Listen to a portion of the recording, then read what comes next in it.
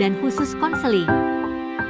Teknik umum konseling merupakan teknik konseling yang lazim digunakan dalam tahapan-tahapan konseling dan merupakan teknik dasar konseling yang harus dikuasai oleh konselor. Untuk lebih jelasnya di bawah ini akan disampaikan beberapa jenis teknik umum, diantaranya A. Perilaku attending. Perilaku attending disebut juga perilaku menghampiri klien yang mencakup komponen-komponen mata, bahasa verbal, dan bahasa non-verbal.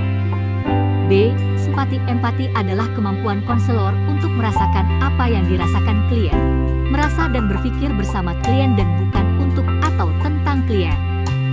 C. Refleksi. Refleksi adalah teknik untuk memantulkan kembali kepada klien tentang perasaan, pikiran, dan pengalaman sebagai hasil pengamatan terhadap perilaku verbal dan non-verbal. D. Menangkap perasaan. Parafrasing. Menangkap perasaan adalah teknik untuk menyatakan kembali esensi atau inti ungkapan klien dengan teliti mendengar pesan utama klien, menangkap kalimat yang mudah dan sederhana, biasanya ditandai dengan kalimat awal, adakah atau nampaknya, dan mengamati respon klien terhadap konselor. E. Pertanyaan terbuka, open-ended question. Pertanyaan terbuka adalah teknik untuk memancing siswa agar mau berbicara mengungkapkan perasaan, pengalaman, dan pemikirannya. F. Pertanyaan tertutup, closed question.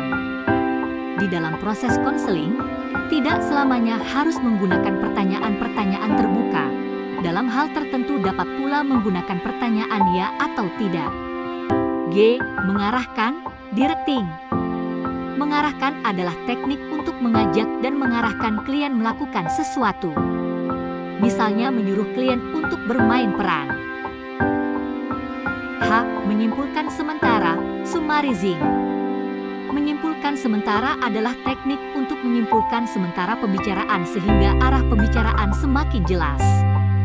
Contoh, setelah kids berbincang sekian lama, alangkah baiknya kita simpulkan dulu sementara agar tujuan pembicaraan kita semakin jelas. Teknik khusus konseling. Dalam konseling, selain menggunakan teknik umum, dalam hal tertentu dapat menggunakan teknik khusus. Teknik khusus ini dikembangkan dari berbagai pendekatan konseling, seperti pendekatan behavioris, rational emotive therapy, gestalt, dan lain-lain. Berikut ini akan dijelaskan teknik-teknik khusus konseling, yaitu A. Pembentukan perilaku. Model teknik ini dapat digunakan untuk membentuk perilaku yang baru pada klien dan memperkuat perilaku yang telah terbentuk. B. Permainan dialog. Teknik ini dilakukan dengan cara klien dikondisikan untuk mendialogkan dua kecenderungan yang saling bertentangan, yaitu kecenderungan top dog dan underdog. C. Bermain proyeksi-proyeksi, yaitu memantulkan kepada orang lain perasaan-perasaan yang dirinya sendiri tidak mau melihat atau menerimanya. D. Teknik pembalikan. Teknik ini dapat digunakan untuk klien yang menunjukkan perasaan atau suasana hati yang tidak menyenangkan, atau ia sendiri sangat ingin menghindarinya. E.